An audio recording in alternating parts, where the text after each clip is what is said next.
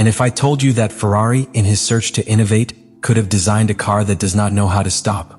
What would happen if the big problem of SF-25 is not in power or aerodynamics, but in something as basic as the way it stops? The most paradoxical of the SF-25 is that its largest defect has also become the only tool that Ferrari has to compete on Saturdays. The car has been conceived to generate heat in the front train in an unconventional way, using brakes as a main source to raise the temperature of the rubber. This extreme solution allows the car to quickly between the optimal operating window of the tires, something crucial to squeeze each tenth in a quick lap. But the price paid on Sunday is very high. In classification, Charles Leclerc is usually the most benefited by this configuration. Monegasco has an aggressive pilot style, which takes advantage of an incisive front train, capable of biting the asphalt and turning precisely. When heating the tires through a very intense use of the front brakes, Leclerc can extract all the potential from the soft rubber in a matter of few curves, giving it the possibility of attacking in the Q3 with total confidence.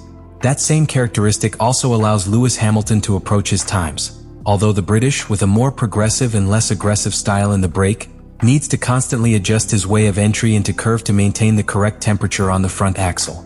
The problem appears as soon as the traffic light goes out and the race begins. What in classification was a weapon becomes an impossible load to manage. During a long stint, excess heat in the brakes not only causes overheating, but also wears the front tires faster than normal. From that point, the SF-25 begins to lose balance. The front train loses grip, the subvira car in the slow curves, and forces the pilots to constantly modify their trace. This means that Ferrari runs with a permanent technical commitment.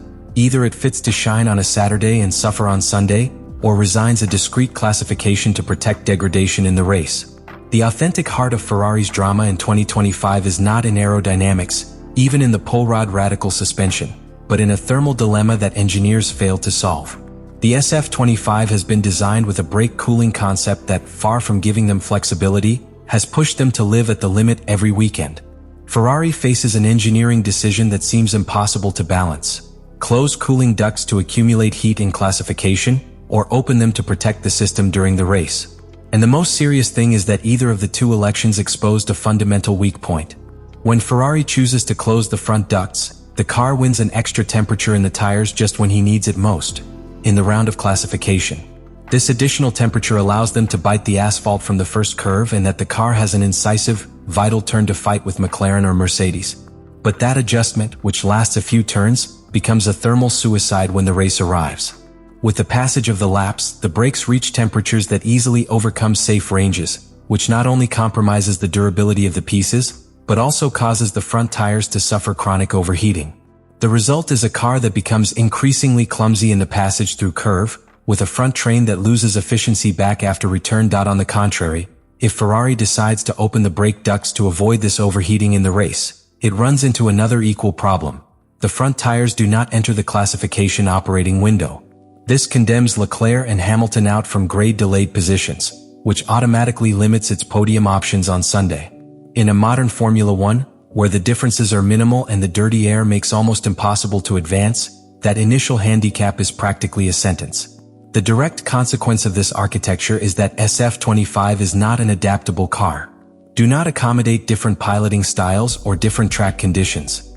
Ferrari has been tied to a single way to operate its car, and that shape depends on variables that are not always under their control. Charles Leclerc has tried to compensate with aggressive piloting, taking advantage of his ability to work with a nervous front train, while Lewis Hamilton, accustomed to cars with a wider range of settings, has been forced to modify his way of entry into curve to survive. Both have recognized that they feel forced to drive the car in an unnatural way, as if it were not a tool that adapts to them, but a limit to which they have to constantly adapt. With the Netherlands Grand Prix on the horizon, Ferrari is facing a fire test that could brutally expose the structural weaknesses of the SF-25. Zandvoort is a layout that requires surgical precision. Fast curves on rise such as the Tarzan, prolonged lateral loading areas in the Perrault, and braking from high speed to closed curves that put the stability of the front train to the limit. In other words, it is the perfect setting for the nervousness of the SF-25 to become an impossible problem to hide. The great unknown for Ferrari is not alone in how it will manage the brakes, but in what configuration will risk during the weekend. If they bet on closing the ducts to maximize the performance, they could see Leclerc or Hamilton in the first rows of the grille, which would open a window to fight the podium on Sunday. But that same adjustment would condemn the car to suffer accelerated deterioration in the front tires, especially in the area of the second sector, where the succession of fast and linked curves can devour the rubber in a matter of few laps. On the other hand, if Ferrari decides to open the cooling to survive on Sunday, it is almost certain that they will lose the classification potential and are trapped behind McLaren, Mercedes, and even Red Bull, who despite their problems continues to have Verstappen as a lethal weapon in this type of technical circuits. That choice would cause Maranello's team to begin the race from positions that force aggressive strategic risks, such as trying an early undercut or playing with alternative tires, options that rarely work on such a narrow and difficult route to advance. The pressure on the pilots also reaches a critical point. Charles Leclerc, accustomed to living with a nervous car, could get some more yield to the adhesion limit, but that aggressiveness usually translates into even more pronounced tires. Lewis Hamilton, on the other hand, needs confidence in the front train to display his management style, and without that security he is forced to modify his curve inputs, losing tenths that, on a grille as tight as the current one, equals several positions. Both pilots not only compete against their direct rivals, but against the instability of their own car. The other great question is strategic and philosophical. How willing is Ferrari to continue defending this radical pull rod bet? Fred Vasseur has insisted that it is a long-term project, designed to open more evolution paths in the future. But Formula One does not expect. Every weekend lost is a blow to the championship, and every race that McLaren, Mercedes, or even Red Bull takes the opportunity to add solid points, moves Ferrari to the real fight for the title. The risk is that this season, instead of being a step forward, it ends up being a painful laboratory that costs them another year of transition. The truth is that, with Zandvoort on the horizon, Ferrari has more doubts than certainties. The hobby wonders if the SF-25 will be able to endure the rhythm without falling apart in the second half of the race, or if once again we will see Leclerc and Hamilton trapped in a bright car on a return but fragile in the long term. The real problem is that the question is no longer only technique but of trust. Can a pilot aspire to win when he knows that his car could fail at the most critical moment?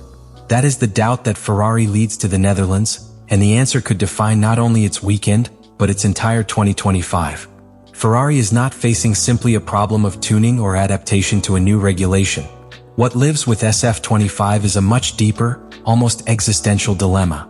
For years, Maranello's team has been criticized for being too conservative, for staying halfway in innovation while McLaren and Red Bull marked the pattern with aggressive bets. In 2025 they decided to hit the table and risk with a design philosophy that no one else dared to continue. However, that boldness has exposed a basic principle that should never be sacrificed in Formula One: the pilot's confidence when stopping. A Formula One car can have an extraordinary power, an avant-garde aerodynamics, and an efficient engine, but if the pilot does not trust what happens under his feet when stepping on the brake, everything else collapses. That trust is the foundation on which fast laps and winning strategies are built. And right now, Ferrari has given Leclerc and Hamilton a car that does not offer that security at key moments. This not only affects immediate performance, but also the mental state of the pilots. Competing in the elite while doubting how your car will react when reaching the limit is a psychological load that wears out as much as a bad strategy or an error in boxes. The SF-25 is the representation of a Ferrari who wanted to anticipate the evolution of the grille, but ended up chained to a fragile concept. Its technical aggressiveness has not translated into tangible superiority, but in a cluster of unresolved dilemmas that limit the potential of the car. Therefore, although on some Saturdays it may seem that Ferrari is at the level of McLaren or Mercedes, on Sunday reveals the true face of this project. A brilliant car in the theory, but vulnerable in practice. The most worrying is the impact in the medium and long term. Each lost race without concrete solutions is a missed opportunity in a championship that does not forgive. McLaren has already shown consistency with the MCL39, Mercedes remains solid with Russell and Antonelli, and Red Bull, despite its internal crises, continues to count on Verstappen as an unbalanced factor. If Ferrari fails to reverse his situation soon, he runs the risk of being remembered not as the team that dared to innovate, but like the one who bet everything on a wrong letter. The question that flies now is whether Ferrari will have the time and resources to transform this experiment into a competitive car. The nervousness when braking is much more than a technical detail. It is the symbol of a team that wanted to revolutionize, but that for the moment has encountered its own limits.